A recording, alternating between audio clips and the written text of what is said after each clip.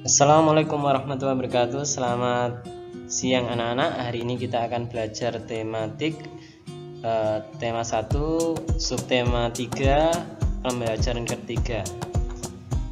Kita mulai. Hari ini Lani sedang berjalan-jalan ke Pulau Madura. Dia sangat kagum dengan potensi alam yang ada di Madura.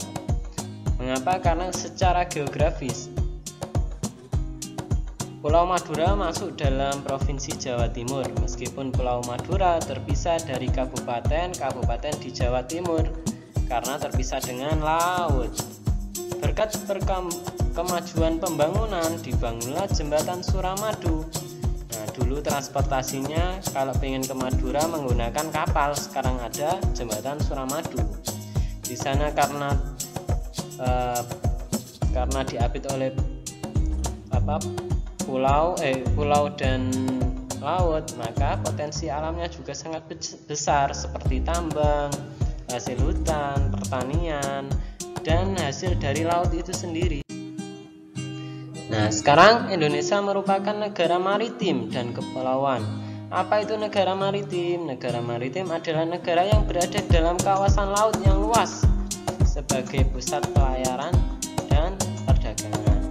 Apa itu negara kepulauan? Yaitu negara yang wilayahnya terdiri dari pulau-pulau, banyak pulau seperti Indonesia ini. Ada pulau Sumatera, Jawa, Kalimantan, Sulawesi, Papua. Ini disatukan oleh laut. Nah, masing-masing pulau ini memiliki karakteristik dan kondisi geografis berbeda. Kemudian pengaruh kondisi geografis Indonesia sebagai negara maritim terhadap kehidupan ekonomi masyarakat, itu berkenaan dengan penghasilan, pendapatan, keuangan masyarakat. Nah, karena besarnya potensi alam kelautan Indonesia seperti ikan, terumbu karang, wisata bahari, sumber energi minyak dan gas, bahan mineral, media transportasi antar pulau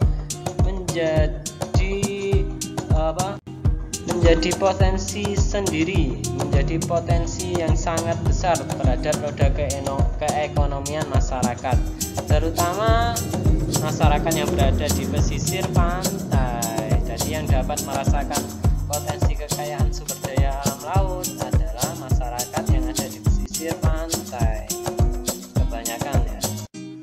Kemudian pengaruh kondisi geografis Indonesia sebagai negara maritim terhadap kehidupan sosial masyarakat.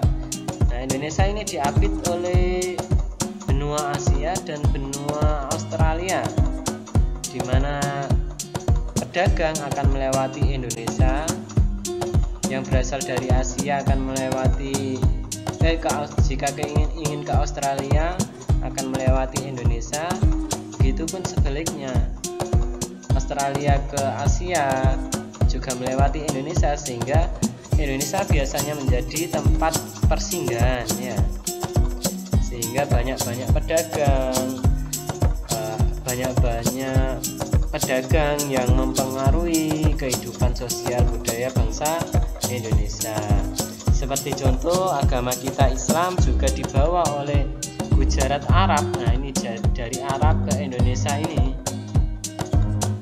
Nah, ini juga melalui perdagangan, melalui jalur transportasi laut, sehingga menyebarkan agama Islam.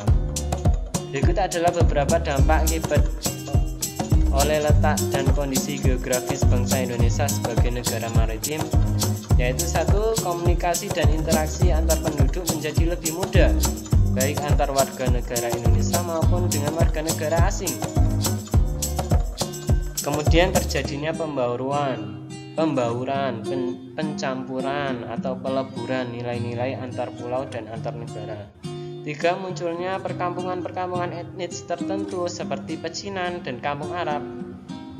Di sini seperti di Lamongan ada perkampungan Cina ya, di depan pasar tingkat itu.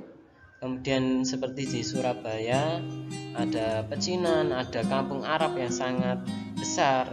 Nah, itu semua karena akibat pembauran, perdagangan, komunikasi tadi ya, persinggahan, singgah menetap Kemudian 4, terjadinya perubahan perilaku masyarakat karena pengaruh masuknya pola dan nilai perilaku dari pulau, daerah maupun negara lain. 5, terjadinya perpindahan ilmu pengetahuan dan teknologi. Kemudian, nah ini kejayaan bahari masa lalu oleh Dr. Y. Paunganan. Nenek moyang kita adalah pelaut. Nah, buktinya apa? Berdasarkan bukti penemuan situs prasejarah di gua-gua, nenek membuktikan bahwa nenek moyang kita, bangsa Indonesia, adalah seorang pelaut atau bangsa pelaut. Bukti lainnya yaitu 1, Kerajaan Sriwijaya, di mana memiliki kebesaran armada lautnya. Kerajaan Mataram, terdapat relief perahu di Candi Borobudur. Kerajaan Singosari memiliki armada kapal dagang besar, bahkan menjadi pesaing dari Cina ya. Kemudian 4, Kerajaan Majapahit merupakan kerajaan maritim terbesar yang kekuasaannya meliputi Nusantara dan sebagian dari negara tetangga seperti Singapura, seperti sebagian dari Malaysia, Brunei Darussalam. Namun sayangnya karena kolonialisme, kejayaan maritim Indonesia mulai pudar, mulai terkikis karena kolonialisme, penjajahan oleh Belanda. Nah, sekarang kita masuk ke pendidikan Pancasila. Nah, tahukah kamu meskipun terdiri atas 5 sila, namun Pancasila merupakan satu kesatuan. Pancasila merupakan satu kesatuan. Sila ke-1 menjiwai sila ke-2, sila ke-3, sila ke-4, dan sila ke-5. Sila ke-2 menjiwai sila ke-1, ke-3, ke-4, dan ke-5. Begitu seterusnya.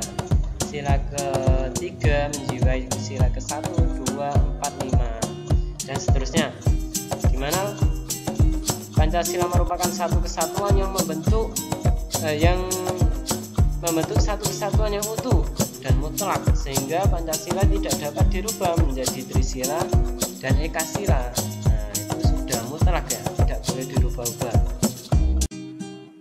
Nah, sekarang tugas untuk kalian, silahkan buka buku paket kalian tema 1 subtema 3 halaman 145, kerjakan 1 sampai dengan 5. Nomor 2, tugas kedua halaman 146, 2 dampak positif dan 2 dampak negatif akibat letak geografis Indonesia sebagai negara maritim dan kepulauan. Sedikit saja ya itu ya, 2 saja. Kemudian halaman 153 itu kalian suruh di sana kalian dituntut untuk mengetahui hal-hal apa saja yang mencerminkan setiap sila dari Pancasila. Demikian saya akhiri. Sekian, terima kasih, selamat mengerjakan dari Arsirum Channel. Assalamualaikum warahmatullahi wabarakatuh.